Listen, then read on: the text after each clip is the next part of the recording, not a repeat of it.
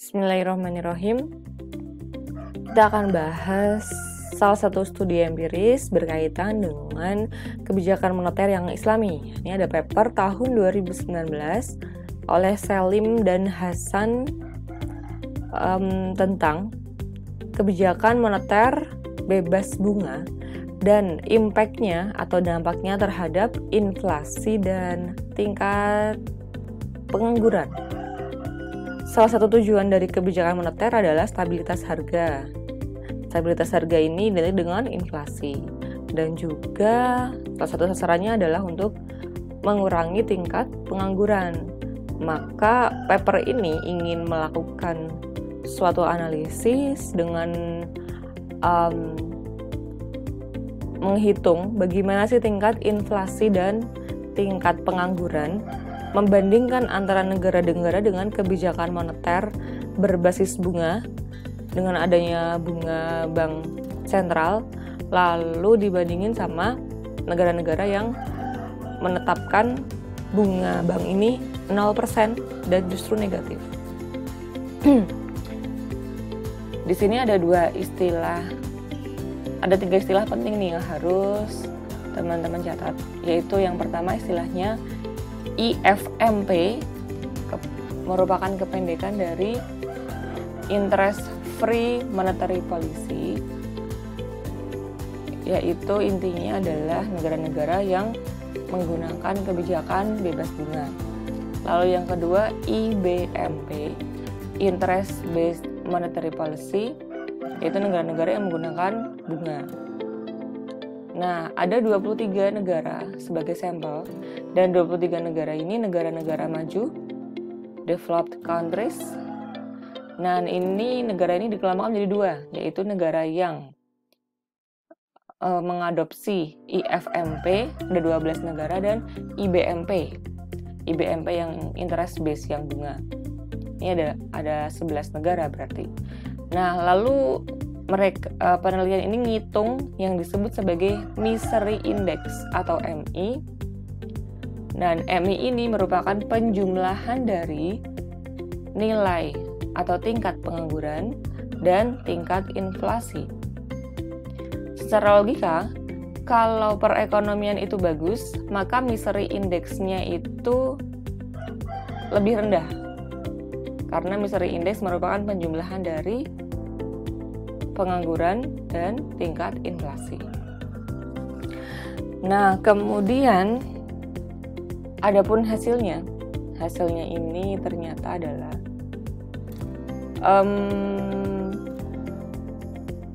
IFMP ini memiliki nilai yang lebih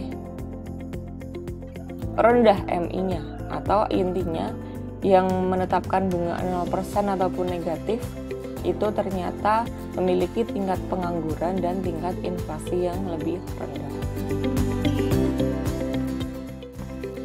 dibandingkan sama negara-negara yang dikelompokkan jadi IBMP ini tadi. Nah, kemudian kita coba lihat hasilnya biar ada gambaran nih negara-negara apa sih. Nah, ini tabelnya nih. Ini adalah tabel grup X. Ini adalah negara yang di-includekan ke dalam kelompok yang IBMP, yang interest based. Kemudian di sini grup Y merupakan kelompok negara yang IFMP, interest free. CB merupakan central bank atau bank sentral. Kalau di Indonesia berarti Bank Indonesia. Nah, grup Y ini adalah negara-negara maju yang menetapkan zero or negative interest rate. Jepang, Switzerland, Swedia, Denmark. Ini interest rate-nya ditetapkan negatif. Dan yang lainnya ini 0,17 ini rata-rata. Lalu untuk yang grup X, negara maju yang menetapkan positive bank rate, ini ada USA, UK, Kanada, dan seterusnya. Rata-ratanya adalah 1,48%. Secara teori, interest free monetary policy, perekonomian bebas bunga, Dalam artian kalau di sini tadi central bank rate-nya 0% atau negatif gitu ya, nggak benar-benar free per economy bebas bunga sebenarnya IFMP dalam paper tersebut. Tapi secara teori kalau bebas bunga maka cost of financing-nya akan turun. Cost of financing, biaya untuk misalnya kayak bunga saat orang pinjam duit ke bank buat bisnis itu kan berkurang. Jadi pengusaha itu punya akses dapat modal tapi dengan nggak pakai modal yang tinggi kayak di bank konven. Nah, menurunkan cost of financing, kemudian kurva agregat supply-nya, karena cost of financing pengusaha ini rendah ya, maka agregat supply-nya akan bergeser ke kanan. Nah, kalau bergeser ke kanan di sini ini ada kurva AD sama AS. Kalau kurva AS-nya ini bergeser ke kanan, misalnya di sini, maka pendapatan nasionalnya, GDP-nya akan naik, lalu tingkat harganya akan turun. Misalnya nih, AS-nya berubah dari yang AS ini, kemudian bergeser ke sini sehingga menyentuh titik D. Titik D ini kan memiliki pendapatan atau GDP yang lebih tinggi daripada titik E, dan price-nya lebih rendah. P2 ini lebih rendah daripada titik yang E. Tuh.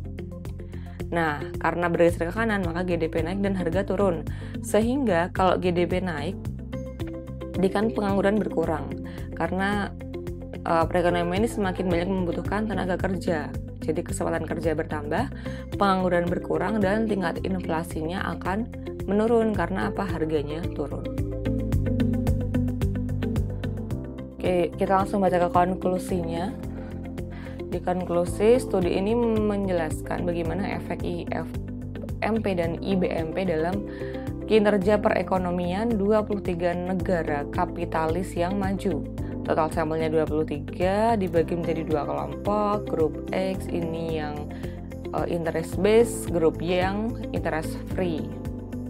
Kemudian Misery Index atau MI sebagai ukuran kinerja perekonomian ini dihitung, kemudian digunakan uji T atau T-test. T-test ini kalau teman-teman sudah belajar statistika di uji hipotesis ada yang namanya T-test.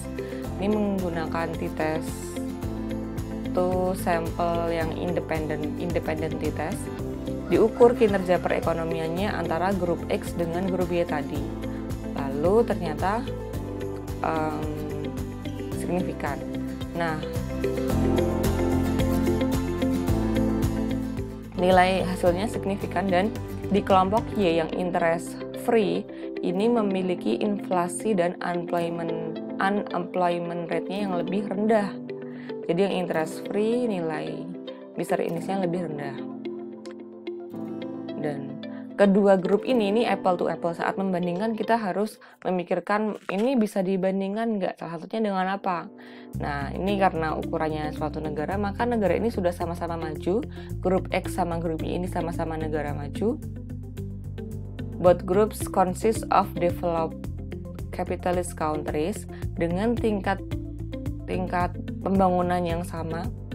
Lalu sophistication ini kecanggihan ya, dalam hal teknologi ini juga bisa dibandingkan apple to apple, dan juga per capita income-nya juga similar, jadi ini bisa dibandingkan. Maka hal-hal seperti kemajuan negara, kemajuan teknologi, dan per capita income ini sudah dikontrol saat memperbandingkan nilai inflasi dan tingkat pengangguran.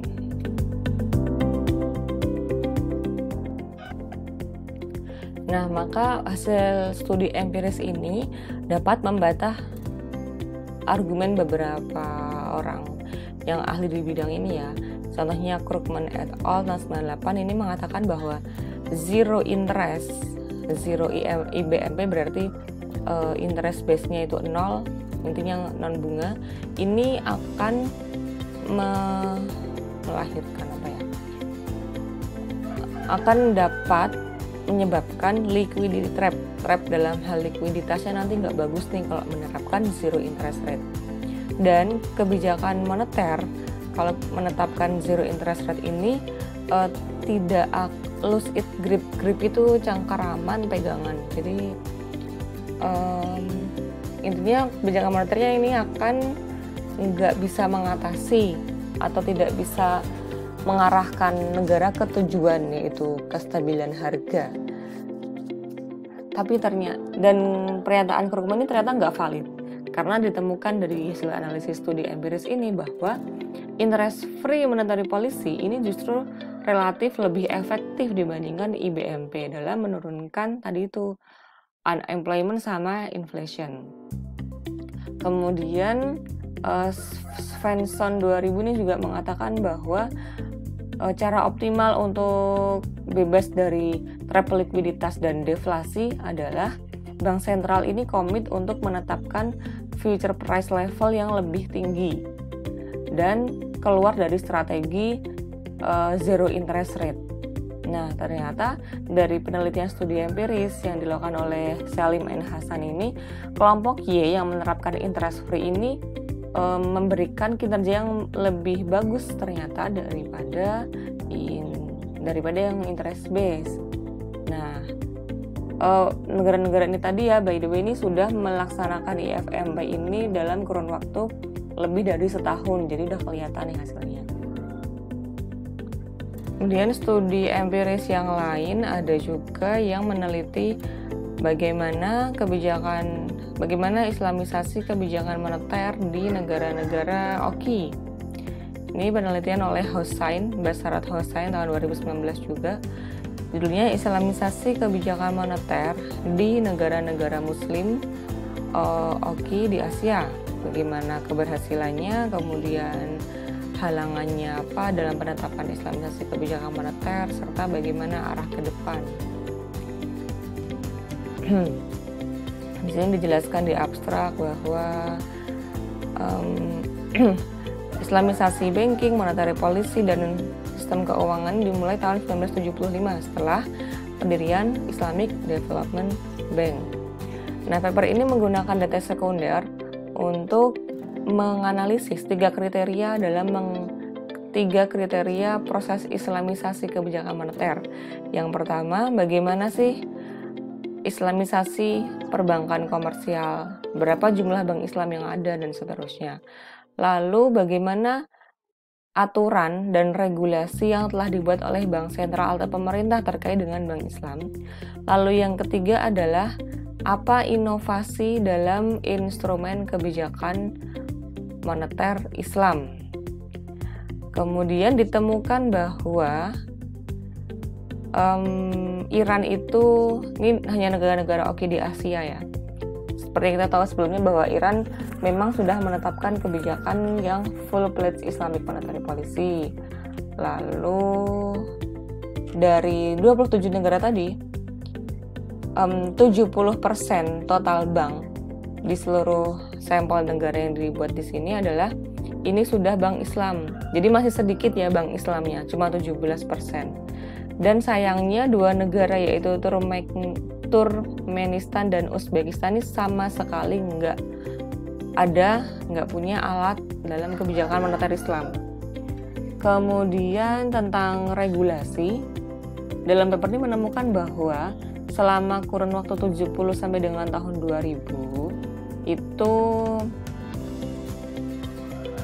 regulasi dari Bank Islam ini agak kurang, karena dari tahun 70 sampai 2000 64% negara itu berdiri, tetapi hanya 25% saja negara yang telah memiliki regulasi tentang Bank Islam. Adapun 75% yang lain, 75% negara lain ini membuat regulasi tentang perbankan Islam pada periode waktu 2000 sampai 2015. Kemudian ada juga instrumen-instrumen dalam moneter Islam ini adalah kebanyakan itu sukuk, kemudian instrumen hutang.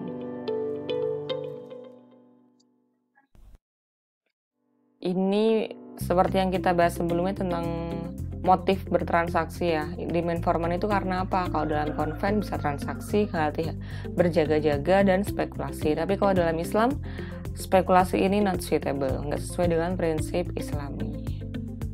Nah, kemudian kita lihat hasilnya. Ini banyaknya bank,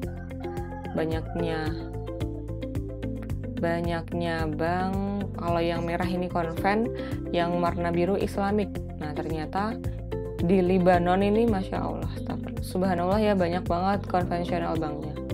Dan kebanyakan negara memang lebih banyak konvensional banknya, kecuali negara Iran saja yang full Islam. Kemudian di sini ada persentase dari 27 negara OKI, 17% bank Islam, lainnya konven. Lalu di sini ada juga, ini tahun mulai adanya islamisasi dan regulasi perbankan Islam. Kemudian, nah ini ringkasan kebijakan moneter yang digunakan oleh negara-negara OIC countries di Asia. Di sini ini maksudnya adalah di Afghanistan ini menggunakan konvensional monetary policy. Lalu adakah Islamic monetary policy? Tidak ada. Di Azerbaijan juga sama. Kalau di Bahrain dua-duanya ada konvensional monetary policy dan Islamic monetary policy ada. Kebanyakan dua-duanya ada.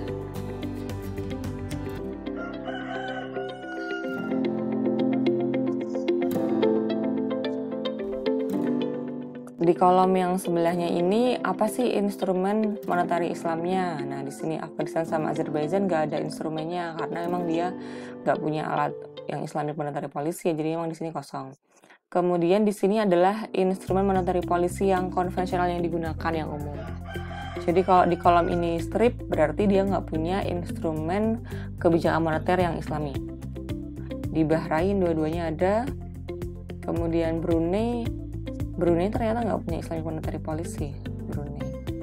Kemudian Iran ini Central Bank Participation Papers. Ini sebenarnya di paper yang sebelumnya yang Houzi and Hafsar itu kita sudah ngebahas beberapa instrumen moneter gitu ya. Tapi yang dibahas di sini adalah negara-negara, bukan negara OKI, cuma dia ngebahas dua paper sebelumnya. Kemudian paper sebelumnya itu ngebahas negara yang sudah full-fledged Islamic bank, jadi yang sudah full Islam banknya. Itu adalah negara Pakistan, Iran, dan Sudan. Kalau di sini, ini tuh sampelnya itu negara-negara OKI dan cuma di Asia. Bedanya di situ. Nah, kemudian itu di Malaysia ternyata banyak sekali nih instrumen kebijakan moneter yang Islami ya, paling banyak sepertinya Malaysia nih. Iya, paling banyak Malaysia. Kalau di Indonesia apa? Indonesia punya SBIS, Sertifikat Bank Indonesia yang Syariah.